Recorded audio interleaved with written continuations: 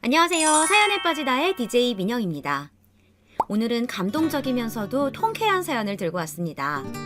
30대 초반이라는 나이에 벌써 결혼 8년 차를 맞이하신 어떤 여성분의 사연인데요. 최근에 기막힌 사건이 있어서 이렇게 사연을 보내게 되셨다고 해요. 어떤 사연인지 함께 들어볼까요?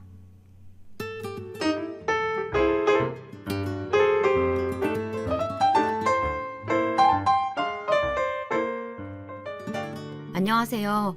올해로 벌써 결혼 8년 차에 접어든 30대 초반의 전업주부입니다. 젊은 나이에 비해 결혼한 지 꽤 되어 요즘 시대에는 맞지 않게 일찍 시집을 갔구나. 혹시 사고라도 친 건가 의아해하시는 분들이 있으실 거라 생각이 되는데요. 예상하시는 대로 전 23살이라는 어린 나이에 지금 남편과 속도 위반으로 임신을 하게 되었어요. 그렇게 이른 나이에 시집을 오게 된 저는 그 밖에도 사정이 있었는데요. 세상에 사연 하나 없이 살아가는 사람 없다고 하죠. 저 또한 지금껏 살아오며 여러 가지 일들이 있었지만 최근에 이렇게 사연을 보낼 만큼 기가 막힌 사건이 있었기에 용기 내어 제 얘기를 써보려고 합니다. 우선 저는 보육원 출신이에요. 누구나 그렇듯 처음부터 저에게 부모가 없었던 것은 아니었어요. 저희 집은 제가 태어났을 때부터 찢어지게 가난한 집안이었죠. 가난이 가난을 물려준다는 말이 있죠. 저희 집이 딱 그런 케이스였어요. 제 아버지는 할아버지의 막대한 빚을 갚느라 하루도 쉼없이 일을 해야 했고 엄마도 다를 바 없이 밤낮으로 일을 해야만 했습니다. 그런 가난한 집안의 장녀로 태어나 4살 터울의 여동생을 두고 있었고 하루하루 밤낮으로 일을 하시는 부모님을 대신해 동생을 보살피고 살뜰하게 챙기며 힘겹게 살아가고 있었어요. 그러다 제가 10살쯤 될 무렵 아버지는 끝없는 가난에 참다 못해 술을 찾게 된 것인지 날마다 술에 잔뜩 취한 채 밤늦게 들어오셨고 어느 날부터는 술에 취해 들어오는 날이면 엄마를 때리기 일쑤였습니다. 그렇게 저희 가정에 불화가 일어나기 시작했어요. 부모님은 매일같이 다투었고 오래된 방 2칸짜리 빌라에 살던지라 방음도 잘 되지 않았기에 밤마다 시끄럽다며 이웃 주민들에게 민원도 끊임없이 받았었죠. 그래도 옆집에 사시는 아주머니는 그러한 저희 집안 사정을 어느 정도 아시곤 저와 동생을 가엾게 여겨주셨어요. 하지만 저희 사정을 잘 모르던 주민들은 저희 집에 종종 찾아와 조용히 해달라는 말을 하곤 했죠. 그럴 때마다 서로에게 삿대질을 하며 싸우기 바빴던 부모님을 대신해서 제가 고개를 조아리며 사과를 하였고 어렸던 동생은 제 치맛자락을 붙잡으며 울어댔었어요. 그뿐만이 아니었습니다. 하루는 술에 잔뜩 취한 아버지가 온 집안의 물건들을 엄마에게 던져 깨트리는 바람에 저와 6살 배기 동생도 살갗이 보이는 곳곳에 유리 조각이 튀어 베었고 엄마는 더 큰 상처를 입게 되었었죠. 이후로도 아버지의 도를 넘은 폭언과 폭력은 계속되었습니다.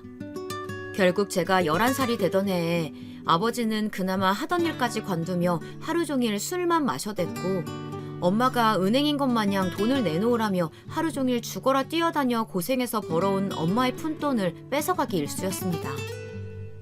그 때문에 저는 남들 다 가는 학원은 고사하고 학교에서 챙겨오라는 준비물도 돈이 없기에 사갈 수가 없어 빼먹은 적도 수두룩했습니다. 엄마는 그런 저와 동생에게 항상 미안하단 말뿐이었고 그 악몽 같던 순간들을 저와 동생을 보며 참으셨어요.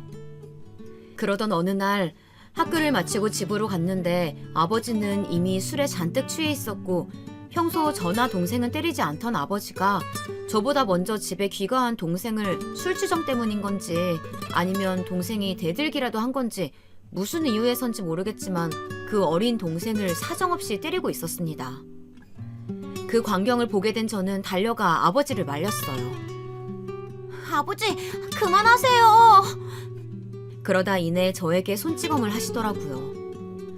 그날 입가가 다 터지도록 아버지에게 먼지나게 맞았답니다.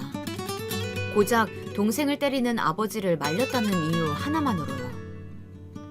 그 당시 엄마는 항상 낮에 일을 끝내고 밤에 또 다른 일을 하러 가기 전에 잠시 집에 들러 가족들이 먹을 저녁상을 차려놓고 가셨는데요. 그날도 어김없이 낮에 일을 끝내고 집에 왔었습니다. 장이라도 봐온 건지 한 손에는 검은 비닐봉지에 갖은 재료들이 잔뜩 들어져 있었고 저와 동생이 잔뜩 얻어맞아 머리는 산발이 된 채로 뻗어있는 모습을 보시고서는 들고 있던 비닐봉지를 그대로 떨구셨죠. 그리곤 이내 엄마는 저희 옆에서 태평하게 앉아 텔레비전을 보는 아버지에게 다가가 아버지의 뺨을 때리셨어요. 그 당시 아버지에게 맞은 터라 정신이 혼미했지만 그 장면만큼은 확실히 보였어요. 아직까지도 제 기억 속에 잊혀지지 않은 채 선명하게 자리 잡고 있습니다. 아버지가 엄마를 때린 적은 많았지만 엄마가 아버지를 때린 적은 없었거든요. 이후 아버지는 화를 참지 못했는지 험한 말들을 퍼부어대며 엄마의 머리채를 잡고는 화장실로 끌고 갔고 곧 쿵 하는 소리가 들렸죠. 그 소리에 혹시나 엄마가 잘못되기라도 하신 건 아닌지 놀라 화장실로 가보았더니 제 예상과는 달리 쓰러져 계신 건 아버지였습니다. 아버지가 쓰러져 있던 머리 쪽에는 피가 흥건히 흐르고 있었고 전 제 뒤를 이어오는 동생을 더 이상 오지 못하게 부여잡고는 화장실에서 등을 진 채 온몸으로 감싸곤 눈을 가려주었어요. 어린 동생이 아버지가 피를 흘리며 쓰러진 모습을 보지 못하게 말이에요. 이후 아버지가 살았는지 죽었는지 도대체 어떻게 된 것인지는 알 수 없었습니다. 그 일이 있고 난 뒤 저와 동생을 잠시 옆집에 맡겨두었던 엄마는 하루가 지나서야 저희 자매를 찾아왔고 아버지에 관해 물어도 아무런 대답을 해주지 않으셨거든요. 지금 와 짐작을 해보자면 아버지는 그날 일어날 수 없을 정도로 크게 다치셨거나 혹은 세상을 떠나시게 되어 엄마가 일부러 대답을 회피한 것이 아닌가 하는 그런 생각이 들더라고요.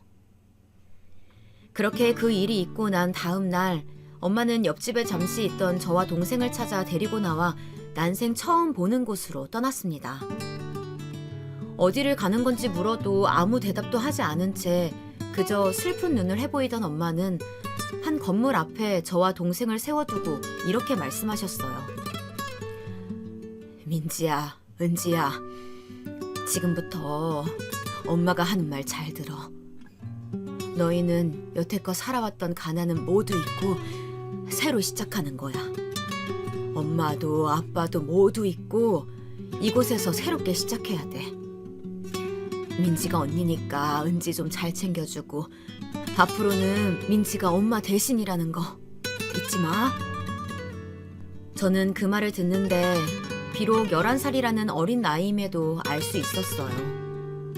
엄마가 저와 동생을 버리려고 하는 것을요. 엄마의 말에 그저 눈물을 뚝뚝 흘리며 고개를 끄덕여 보였고 제 말에 저와 동생을 품에 안으며 엄마는 울먹이는 목소리로 말을 이어나갔어요. 엄마가 너무 미안해. 이런 못난 애미는 있고 부디 좋은 새부모님 만나 새 출발하렴. 그 말을 마지막으로 저와 동생에게 등을 보이곤 반대편 길로 뛰어가는 엄마의 뒷모습을 마지막으로 저는 더 이상 엄마를 볼 수 없었습니다. 제가 눈물을 흘리니 저를 따라 우는 동생을 겨우 끌어안으며 엄마의 마지막 뒷모습을 제 눈에 사라지기 전까지 하염없이 울며 바라만 보다 그 건물 안으로 들어갔어요. 그리고 제 예상대로 그 건물은 보육원이 맞았죠. 그렇게 저와 동생은 보육원 생활을 시작했답니다. 보육원에서의 생활은 처음부터 적응하기 쉽지는 않았어요. 보육원 내 또래 아이들은 저와 동생이 처음 그곳에 들어갔을 때 동물원의 원숭이 보듯 위아래로 훑으며 저와 동생의 행색을 살피더라고요. 그리고 어른들 못지않은 텃세를 부리는 탓에 꽤나 힘겨운 생활들을 견뎌야만 했습니다. 초반에는 동생 은지를 괴롭히는 동생 또래 남자애들이 있었어요. 야 울보, 네 이불에 쉬했다면서? 어쩐지 쟤한테서 냄새 나더라. 냄새! 3-4명 남자아이들이 무리를 지으며 동생을 둘러싼 채 동생의 이마를 툭툭 치고 삿대질을 하며 동생을 괴롭히고 있었어요. 동생은 바보같이 엉엉 울며 언니한테 다 이럴 거야 라는 말만 늘어놓았죠. 전 그 장면을 보자마자 그곳으로 달려가 그 남자아이들을 응징해 주었어요. 너희들 내 동생 괴롭히지 말랬지? 야, 너도 일주일 전에 밤에 화장실 가기 무섭다고 원장님 깨웠다며. 그리고 너는 은지처럼 예전에 이불에 쉬했는데 그 이불 숨겼다가 걸려서 더 혼났다는 거 쌤들한테 다 들었어. 한 번만 더 우리 은지 괴롭히면 니들이 한 짓들 다 보육원에 소문낸다. 저는 동생에게 못된 말들을 해댄 남자아이들을 한 명씩 찍어가며 말했고, 제 말에 한 아이는 울고 한 아이는 씩씩대며 저마다 자리를 피했어요. 그러면 전 괜스레 의기양양해져서 손을 툭툭 털며 이렇게 말했죠. 까불고 있어. 제 말에 동생은 언니가 최고라며 저를 껴안았고, 저는 그런 동생의 머리를 쓰다듬어 주었어요.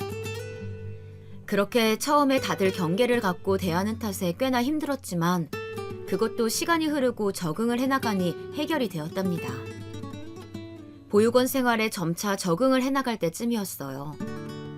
동생은 생김새만 보아도 저보다 훨씬 예쁘장하니 귀엽고 애교도 많은지라 어디든 쉽게 눈에 띄었었고, 그 때문인지 보육원에 머문 지 6개월 만에 꽤나 부유해 보이는 집안에 양아로 입양을 가게 되었어요. 동생과 헤어지는 것은 너무나도 슬펐지만 동생이 좋은 양부모님을 만나 행복하기를 바라였고, 저희 자매는 어쩔 수 없이 이별을 해야만 했습니다. 저는 동생이 입양 가기 전 마지막 인사를 하였어요.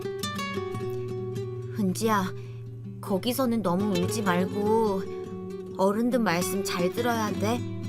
알았지? 제 말에 동생은 눈가에 눈물을 머금고는 고개를 힘차게 끄덕여 보였고, 그렇게 저희 자매는 눈물의 이별을 하였습니다. 저는 나이도 입양되기에는 적합한 나이도 아니었고, 한때 아버지가 제게 했던 폭력과 엄마의 버림으로 어른들에 대한 좋은 기억이 없던지라 어른들만 보면 경계를 하게 되었어요. 그러다 보니 어른들이 찾아오면 갖은 인상을 쓰기 바빴답니다. 그렇다고 동생처럼 애교가 많은 것도 아니었기에 제가 입양되는 건 꽤나 어려운 일이었어요. 그렇게 보육원에서 10대를 모두 보낼 수밖에 없었습니다. 보육원에서 살며 학교를 다니는 것은 여간 힘든 일이 아니었어요.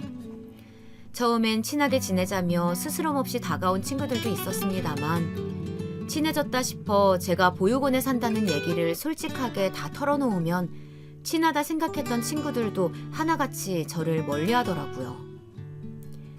그렇게 제 학창 시절은 좋은 기억보단 나쁜 기억들이 더 많았습니다. 그래도 함께 보육원에서 생활하는 친구가 있어 그나마 외로움을 덜어내고 힘을 얻을 수 있었죠. 이후 19, 모두가 수능 시험을 본다고 정신이 없을 때 저는 보육원을 나와서 지낼 방을 구하고 있었습니다. 보육원의 규정상 성인이 되면 퇴소를 해야 했기에 미리 수준이 맞는 집을 구해야만 했거든요.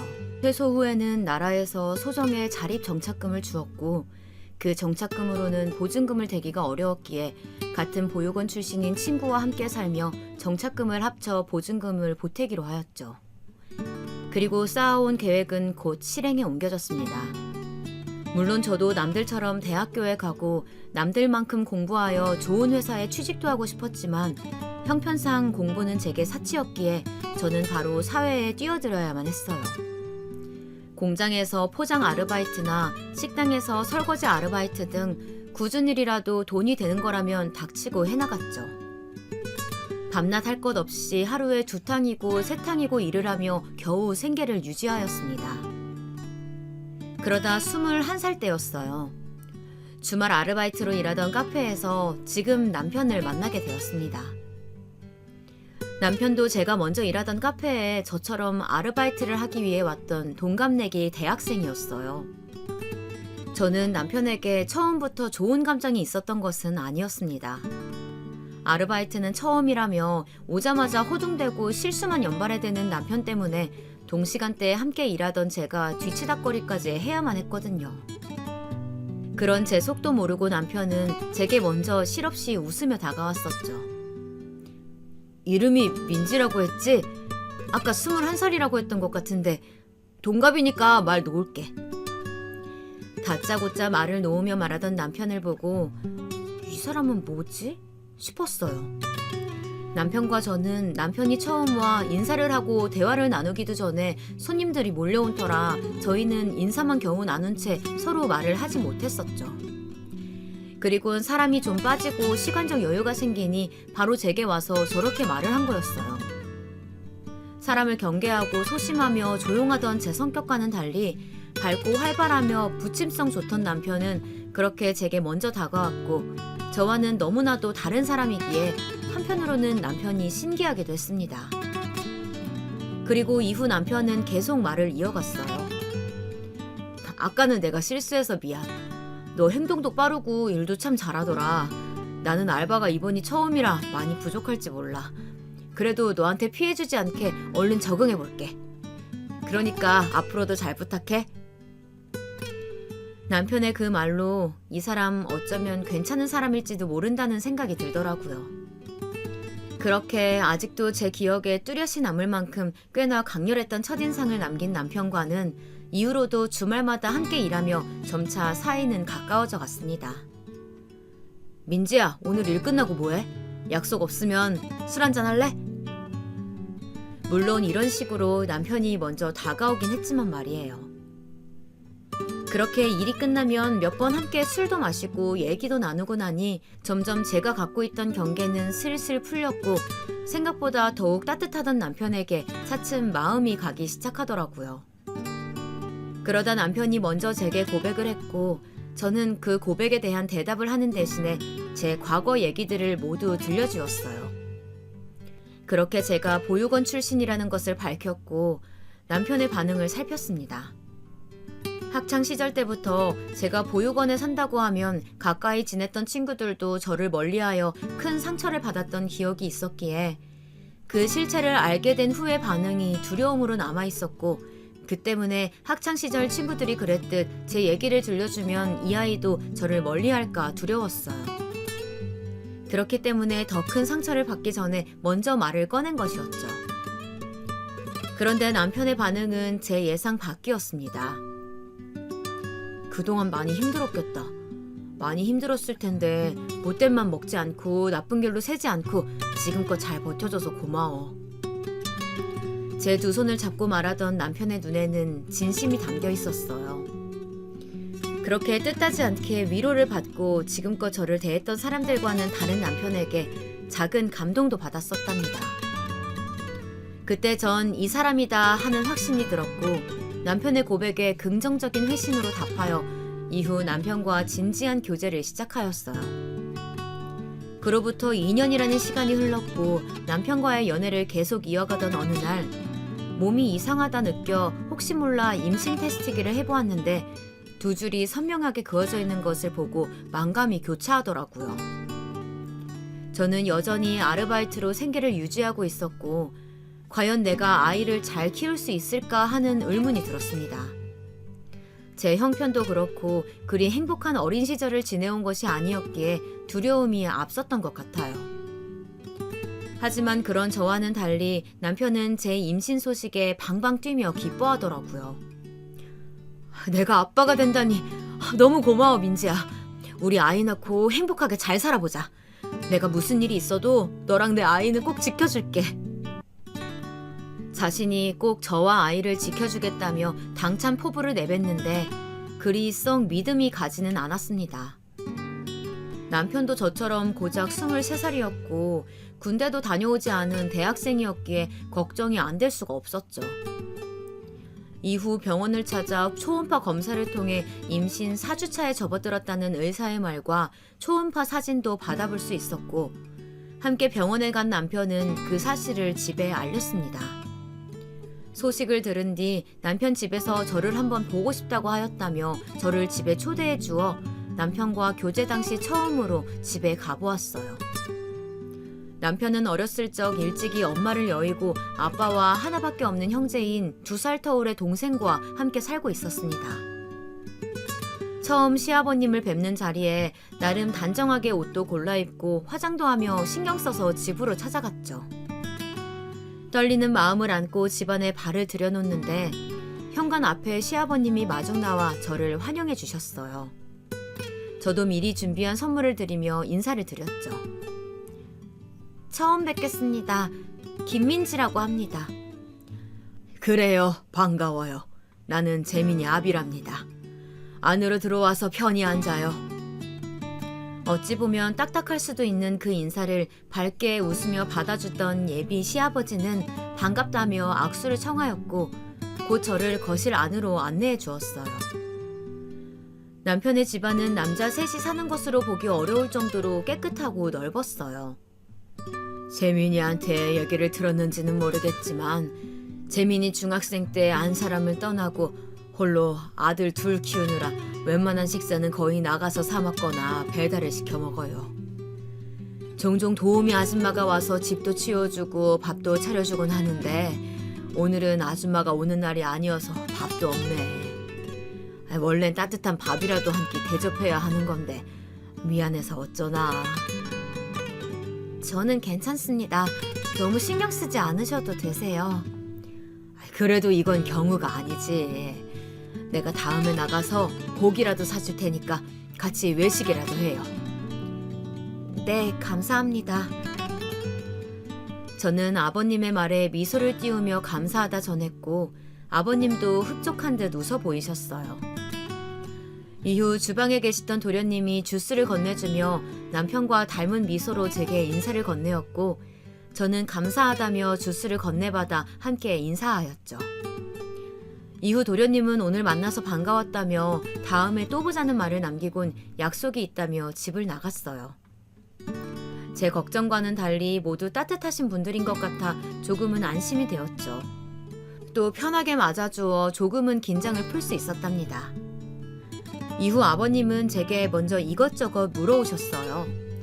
처음 대화는 좋아하는 음식이나 취미 같은 가벼운 말들로 시작했다가 이내 제가 제일 민감하게 생각하는 부분을 물어보시기 시작하시더라고요. 그래서 민지양, 부모님은 무슨 일을 하시나?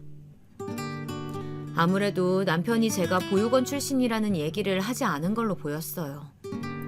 저는 제 맞은편에 앉아있는 남편을 잠시 째려보며 조심스레 말을 꺼냈습니다. 아, 사실 제가 보육원 출신이라 부모님이 안 계셔요. 제 말이 끝나자마자 시부의 표정은 순식간에 어둡게 변했고 당황하는 듯 보였어요. 아, 그럼 고아인 건가? 고아는 아니었지만 가정 형편이 좋지 않아서 결국 어머니가 보육원에 저를 맡기셨어요. 저는 최대한 포장해가며 말을 이어갔고 여전히 표정이 좋지 않으시던 아버님은 헛기침을 내뱉으며 다음 질문을 이어갔습니다. 그렇구만. 그럼 지금은 무슨 일을 하고 있나? 아, 재민이랑 동갑이니까 아직 대학생이려나? 남편은 아버님께 저에 관한 얘기를 일체 하지 않은 것인지 어째 저에 대해 아는 것이 하나도 없었어요. 저는 아버님의 말에 또다시 조심스레 답을 해야만 했습니다. 아니요. 형편상 대학에 갈 수가 없어서 대학교는 가지 못했습니다. 현재는 이런저런 알바를 하면서 돈을 벌고 있어요. 제 말에 이제는 얼굴에 인상까지 쓰며 아버님은 마시던 주스잔을 내려놓았고 소파에서 일어나 처음 저를 맞이했을 때와는 전혀 다른 차가운 말투로 말씀하셨습니다. 미안하지만 민지야, 오늘은 이만 돌아가야겠어요. 재민이 너는 안방으로 들어오고.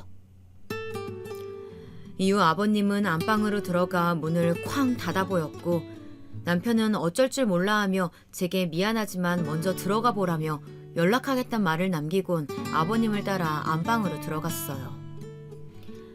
남편이 안방에 들어가자 안방에선 아버님이 온 집안이 쩌렁하게 울릴 만큼 큰 소리로 남편을 추궁하더라고요. 너는 도대체 어쩌려고 보육원 출신인 고조리네랑 놀아난 거냐? 연애만 할 거면 연애로 끝내던가 왜 애까지 베게 해서 이 사단을 만드냔 말이야. 하늘에 계신 네 엄마가 알면 너 기함을 할 게 분명하다.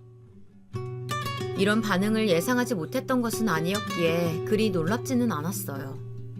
하지만 다음 이어진 아버님의 말에 전 온몸에 돋는 소름을 피할 수 없었답니다. 그런데 뱃속의 아이는 네 아이가 확실한 거 맞는 거냐? 출신도 불확실한데 네 애가 맞는지 너도 잘 확인해봐. 제 뱃속 아기가 남편의 아이가 맞는지 묻는 시아버님을 보고 저는 과연 이 애를 낳고 이 집과 결혼을 하여도 괜찮을까 하는 의문을 품을 수밖에 없었어요. 더 이상 몰래 엿들어 괜히 혼자 상처받지 말고 집에 가야겠다 싶어 전 그곳을 빠져나왔고 이 얘기를 함께 사는 하나뿐인 제 친구에게 말해주었죠. 친구는 어느 정도 그런 반응이 이해는 간다고 하더라고요. 그래도 제가 꺼려지면 결혼은 다시 한번 생각해보라며 제 입장에서 한 번 더 생각해주는 친구에게 고마우면서 마음이 복잡하였어요. 그렇게 생각에 잠겨있는데 남편에게 연락이 오더라고요. 민지야, 아빠가 아까는 그렇게 먼저 보내서 미안했다고 조만간 밖에서 외식하자시네?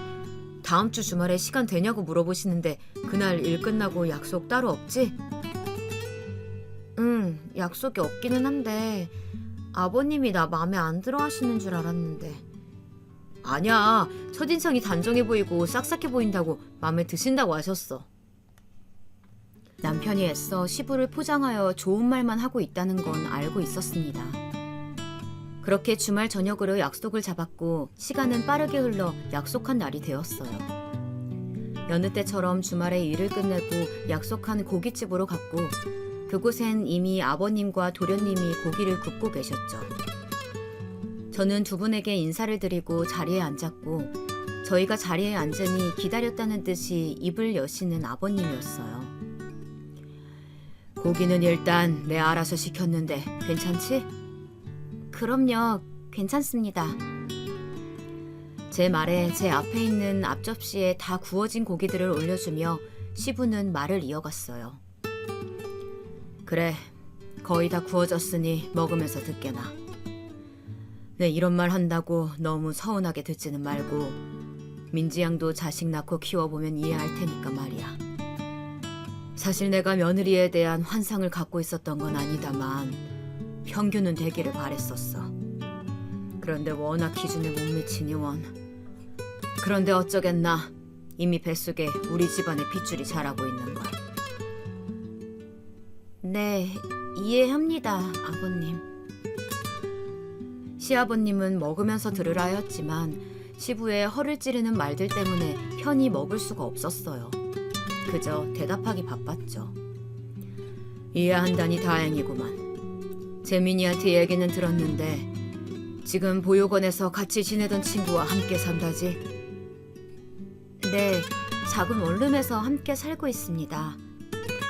조만간 정리하고 우리 집에 들어와서 살게나.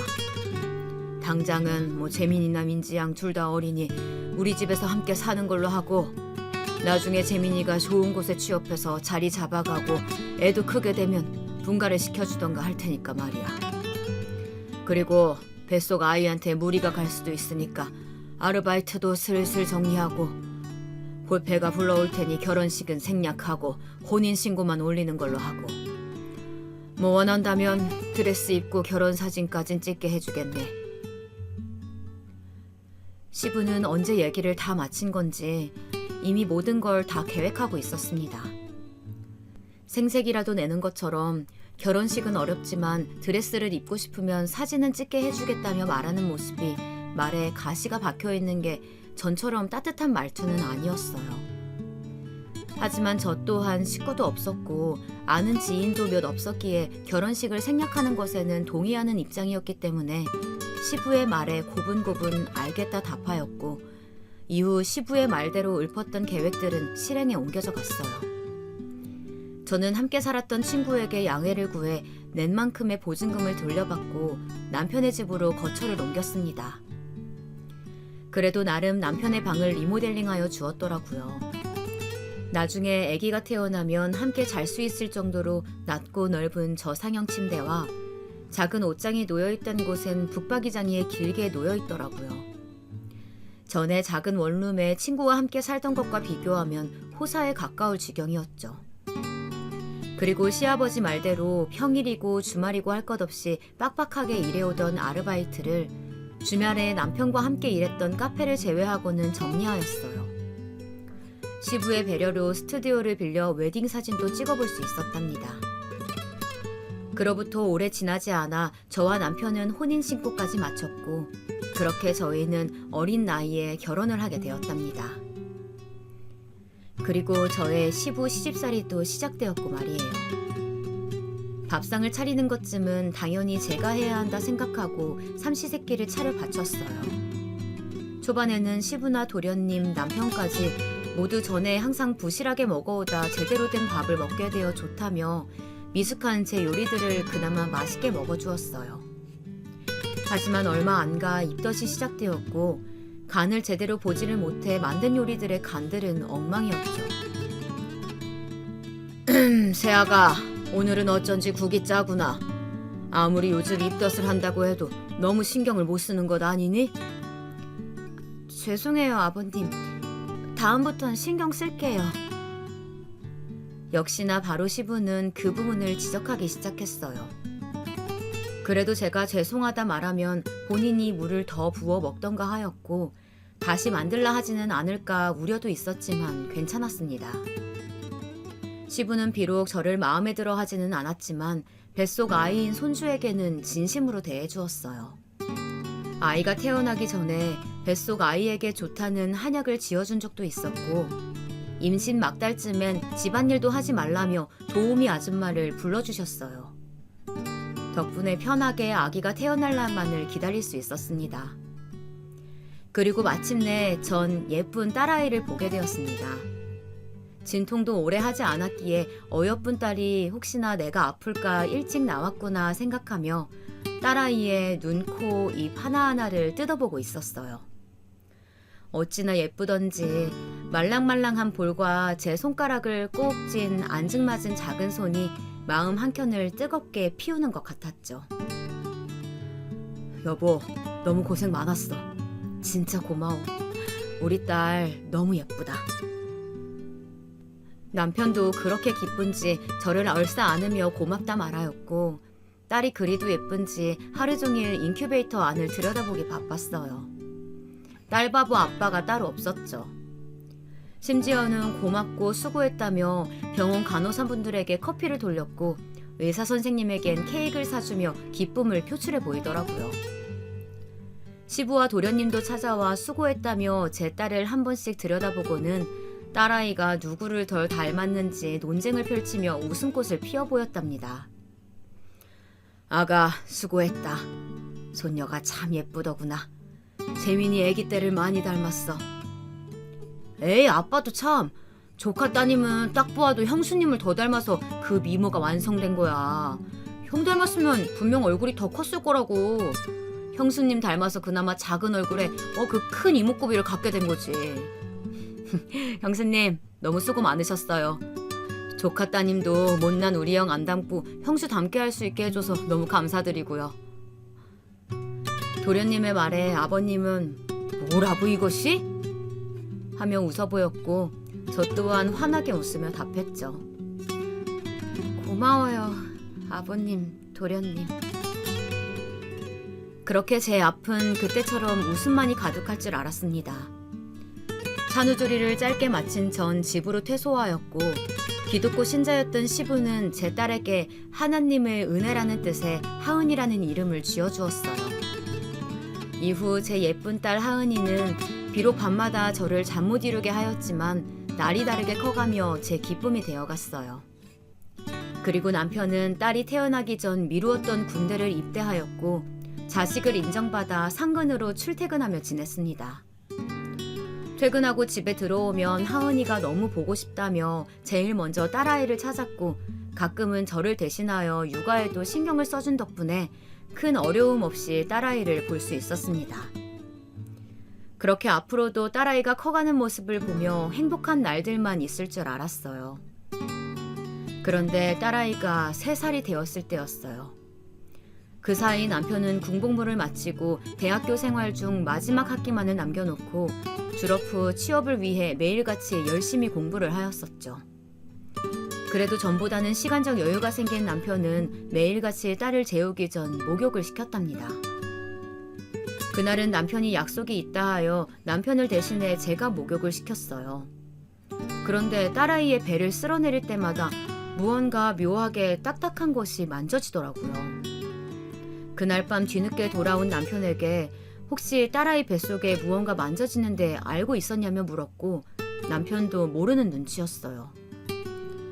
안 그래도 최근에 평소 얌전하니 잘 울지도 않던 딸아이가 밥 먹기를 싫어하고 짜증을 자주 냈었습니다. 밥을 안 먹으니 자연스레 체중도 감소하였고 그냥 반찬 투정하는 건가 대수롭지 않게 넘겼지만 배에 이런 게 만져지니 혹시 아이가 그렇게 행동했던 것과 연관이 있는 건가 의구심이 들더라고요. 괜히 불안해지고 아무래도 이상하다 싶어 다음날 바로 병원으로 갔고 제 얘기를 듣던 의사 선생님은 이어 제 딸아이 배를 만져보더니 정밀 검사를 해봐야겠다며 데려가 여러 검사를 하였습니다. 그리고 이후 전 청천벽력과 같은 말을 듣게 되었습니다. 소아암입니다. 그중 신경모세포종이라는 그 신경세포가 암으로 변하는 질환이에요. 보통 하은이처럼 영유아기 때 발생하는 질환인데 지금 진행이 꽤 많이 된 상태예요. 이미 종양이 주변 조직으로 많이 퍼져 있어서 아무래도 지금 당장 수술은 어려울 것 같고 우선 입원해서 치료하면서 상황을 지켜봐야 할 것 같습니다.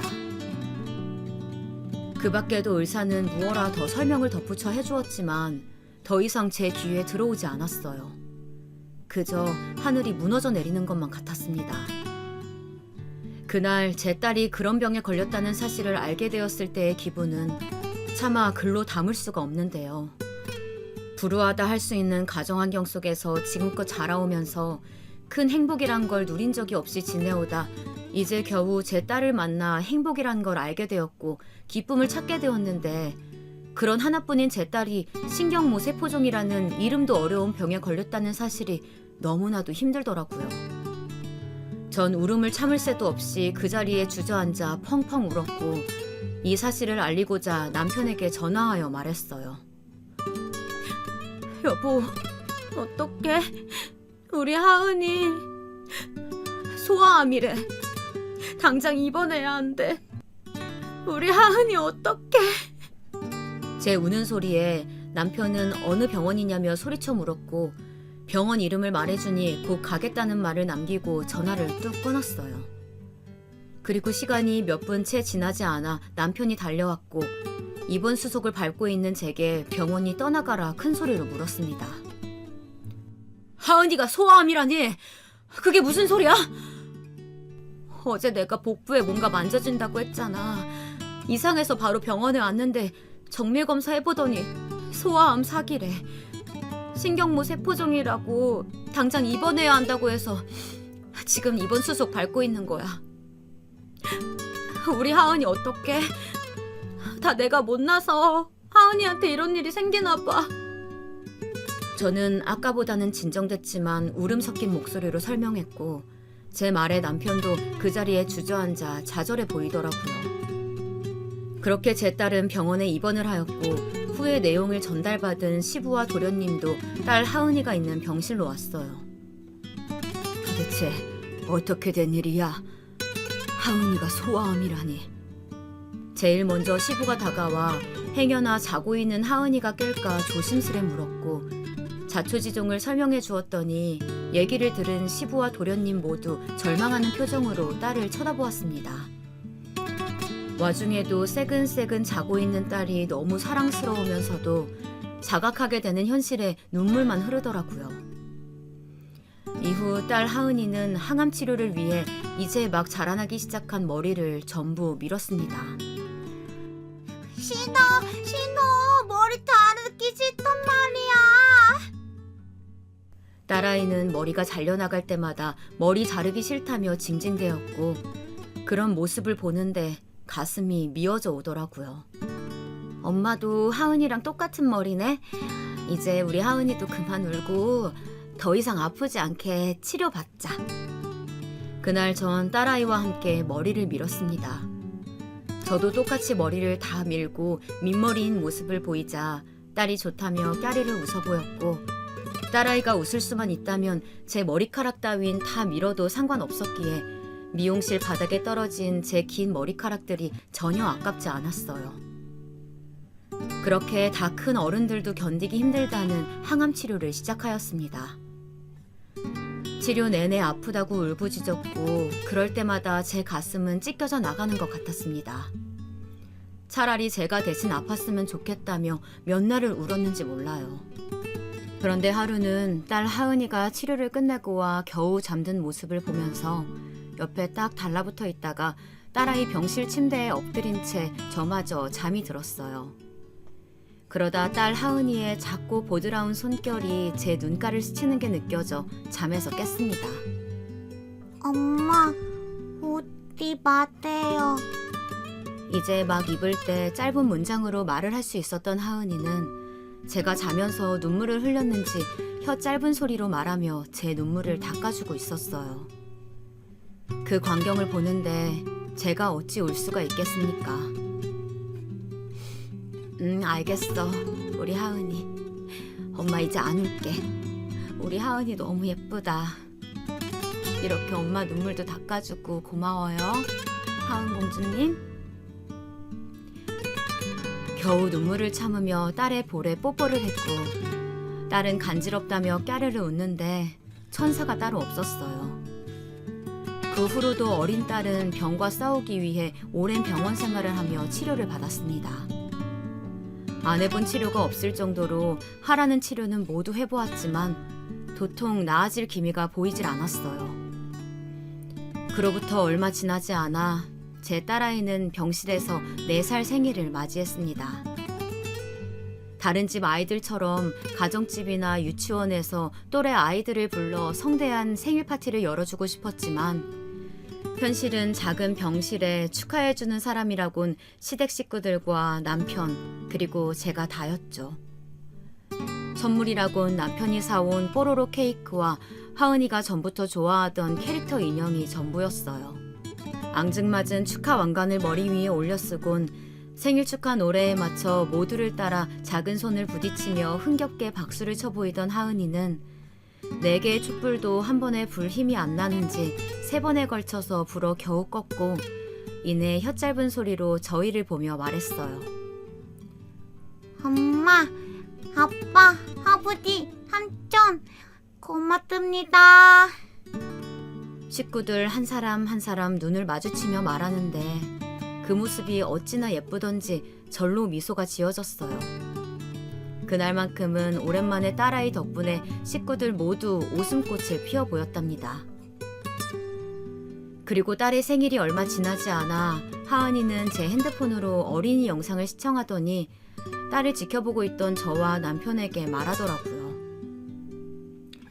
엄마, 아빠, 사랑해요. 난생 처음 듣는 딸아이의 사랑한다는 말에 저뿐만 아니라 남편도 감동을 받았는지 눈시울을 붉혔어요. 저 또한 눈물을 겨우 참으며 엄마 아빠도 너무너무 사랑해 이렇게 말해주며 딸을 감싸 안았습니다. 그것이 제가 처음이자 마지막으로 들은 딸아이의 사랑 고백이었어요. 그로부터 얼마 뒤에 결국 제 천사보다 어여쁘고 사랑스럽던 딸 하은이는 4살이라는 너무나도 어린 나이에 9개월이라는 긴 투병 끝에 하늘나라로 떠나게 되었습니다. 딸을 보내주는 동안 얼마나 울부짖었는지 눈은 실핏줄이 다 터졌고 목은 다 쉬어버렸어요.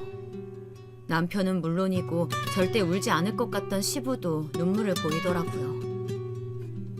이 땅에서 큰 빚을 보기도 전에 떠나버린 하은이가 부디 그곳에선 아프지 않기를 기도하며 딸을 영원히 제 가슴속에 묻어두고 있었습니다.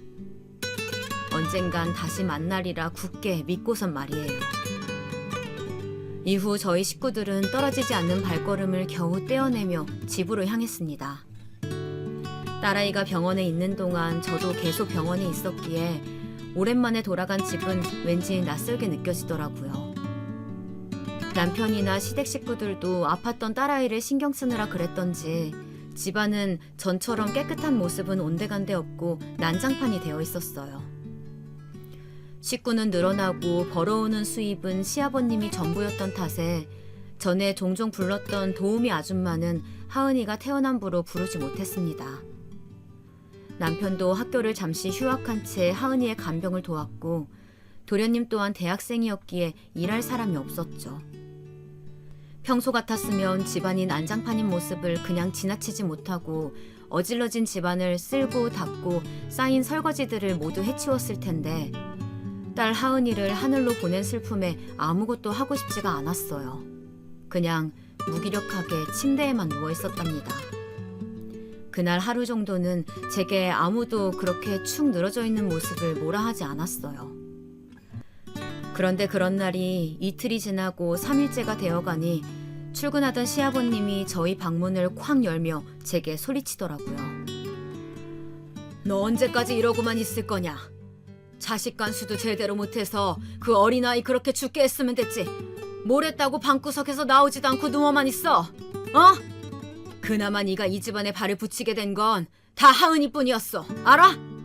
네 사용 가치가 조금이라도 있다는 걸 보이고 싶다면 내가 퇴근하고 돌아올 때까지 집안 다 치우고 밀린 빨래며 설거지 다 해놔라. 그렇게 엄포를 놓은 시부는 다시 문을 쾅 닫으며 제 방을 나갔고 화장실에 갔었던 남편이 나와 시부의 말들을 모두 들었는지 방문 앞에서 시부에게 뭐라 말하는 것 같았어요. 아빠도 참 안 그래도 힘들 텐데 꼭 말을 그런 식으로 해야겠어요? 지금 하은 엄마, 하은이 그렇게 떠난 뒤로 밥 한 끼 제대로 먹지도 못하고 있는데 힘내란 말이라도 해주시지. 내가 뭐 첫날부터 이랬냐? 저렇게 방에만 처박혀 있는 날도 벌써 3일째다. 그리고 뭐 밥은 누가 먹지 말라고 하더냐? 본인이 먹기 싫어 안 먹는 걸 힘내란 말은 개뿔. 너도 너무 제 편만 들지 말고 제 집안일이나 잘하는지 감시나 해라. 또 누워있기만 해봐라. 아주 집에서 내쫓아버릴 테니까. 남편의 말에 시부는 어이가 없다는 듯 실수를 내뱉으며 저 들으라는 듯 큰 소리로 말했고 집을 나가는 듯 했어요. 그리고 시간이 조금 더 지나 주방에서 우당탕대는 소리가 들리더니 남편이 죽을 든 쟁반을 들고 와 방으로 들어오더라고요. 여보, 내가 죽 좀 써왔어. 맛있을지는 모르겠지만 조금이라도 먹자. 나는 괜찮아. 좀만 쉬다가 아버님 말대로 집 좀 치울게. 내 걱정은 말고 당신이나 밥 먹어. 그러지 말고 한술이라도 뜨자. 이렇게 해온 정성도 있는데 한 입도 안 먹어줄 거야? 남편이 그 말을 하며 흰 죽을 한술 떠 제 입에 가져다 대었고 저는 어쩔 수 없이 죽을 조금씩 먹어 보였습니다.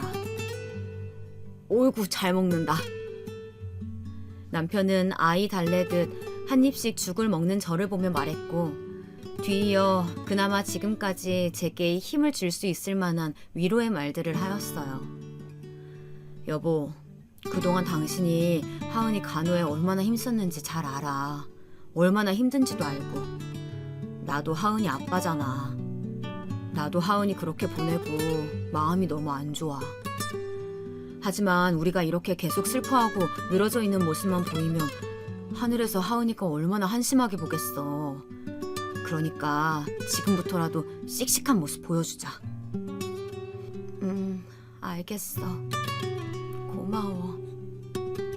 남편의 이러한 따뜻한 말이나 행동 하나하나가 제게 위안이 되었고 큰 힘이 되었어요. 그날 남편의 그 따뜻한 말 한마디가 아니었다면 전 더욱 우울의 늪에 빠져 무기력하게 있었을지 모릅니다. 그런 남편에게 지금까지도 고마워하며 살고 있습니다. 이후 남편의 황송한 보살핌에 죽을 한 그릇 다 먹을 수 있었고 남편이 도와주어 집안을 모두 치울 수 있었어요. 하지만 시부는 하라는 대로 다 치웠음에도 떨떠름한 표정이었고 시부가 저를 무시하고 천대하는 태도는 날이 갈수록 심해져 갔습니다. 그래도 항상 제 편이었던 남편이 있었기에 지금껏 잘 버티며 살 수 있었어요. 그렇게 딸이 떠나고도 시간은 무색하리만큼 빠르게 흘러갔습니다. 남편은 그새 대학을 우수한 성적으로 졸업하여 원하던 기업에 취업할 수 있었고 좋은 업무 성과도 내며 꽤나 각광받는 회사의 직원으로 성장해 갔습니다. 머리가 좋았던 도련님도 꾸준히 좋은 성적을 내며 대학을 졸업하여 해외 연수도 다녀왔고 최근에는 국내에서 제일 가는 대기업에 들어갔어요. 모두 각자의 위치에서 좋은 모습을 보였지만 저는 여전히 집에서 살림만 하는 전업주부로 살고 있었죠. 시부는 그런 저에게 전보다 더 심한 히스테릭을 부렸습니다. 반찬 투정은 기본이고 쫓아다니며 살림 곳곳을 잔소리하기 바빴답니다. 얘 애미야, 넌 지금 이걸 다림질했다고 내놓은 게냐? 시간이 몇 년이 흘렀는데도 어찌 살림이 전혀 늘지를 않아? 아휴, 쓸모없는 것. 집에서 빈둥빈둥 놀면서 고작 다림질하라고 했더니 그마저도 못하고. 끝내 혀를 차던 시부는 다림질이 잘 되어 제가 볼 땐 멀쩡하기만 한 셔츠를 제 얼굴에 던져 보였어요. 남편이 있을 때는 눈치를 보는 것인지 그나마 덜한데 남편이 없을 때면 이렇게 막말을 퍼부어대었죠. 그래도 몇 년 그렇게 히스테릭을 다 받다 보니 그런 막말쯤은 참을 수 있었어요. 그런데 이후 도련님이 결혼할 여자를 인사시키러 온다는 날이었습니다. 시부는 제게 호되게 당한 기억이 있다며 인사시키러 오기 전 도련님에게 그 여자는 뭐하는 여자며 부모님은 두 분 다 계신지를 먼저 묻더라고요. 아빠도 참 그런 게 뭐가 중요해요. 사람 됨됨이가 우선이지. 제 여자친구는 의사예요. 부모님 두 분 다 서울에 살고 계시고요. 아빠, 혹여나 제 여자친구 왔다고 형수랑 비교하고 그러지 마세요. 아셨죠? 의사라고? 네가 아주 여자 보는 눈은 네 형보다 훨배 낫구나. 그래, 그래서 언제 인사를 온다는 거냐? 도련님의 무릎에 답은 않고 그저 의사라는 말에 해벌쭉하며 좋아하는 시부에게 조금씩 정이 떨어지더라고요. 도련님은 이어 다음 주 주말에 올 거라며 자세한 날짜와 시간은 다음 주에 말해주겠다 전하였어요. 그렇게 시간이 흘러 의사인 예비동서가 첫인사를 오는 날이었어요. 넌 우리 집에 수치니까 나가 있어. 제게 예비동서가 오면 먹을 과일을 미리 깎아놓으라며 시킨 시부는 오갈 데 없는 저를 이렇게 내쫓았어요. 하필이면 그날 남편 회사에 일이 있어 남편은 집에 없었고 기어코 저를 현관 문 앞까지 밀어내보내며 면박을 주는 시부였습니다. 어떻게 해야 하나 발을 동동 구르고 있는데 때마침 엘리베이터에서 문이 열렸고 도련님과 예비 동서로 보이는 온몸에 기품이 서려있는 젊은 여자분이 내렸죠. 그리고 도련님은 문 앞에 서 있는 저를 보더니 제게 와 물었어요. 형수님, 왜 안에 안 계시고 밖에 나와 계세요? 그 말에 전 아무 대답을 할 수가 없었습니다. 차마 예비 동서가 보는 앞에서 아버님에게 쫓겨났다 말하기에 꺼려졌기 때문이죠. 그런데 저를 빤히 바라보던 예비 동서가 대뜸 제 두 손을 잡고 묻더라고요. 저 혹시 성함이 김민지 맞으세요? 네, 그런데 저를 어떻게... 제 말이 끝나기도 전에 오열을 해보이던 예비동서는 이내 말을 이었어요. 그 말을 듣곤 저도 덩달아 오열을 할 수밖에 없었습니다. 언니 나야. 은지, 언니 동생 김은지. 인사를 하러 온 예비동서는 20년 전 헤어진 제 친동생이었습니다. 현재는 김은지가 아닌 다른 이름으로 살고 있더라고요. 어쩜 이런 우연이 다 있을까요? 20년 전 보육원에서 눈물의 이별을 하였던 동생을 이렇게 예비동서로 볼 줄은 꿈에도 몰랐는데 말이에요.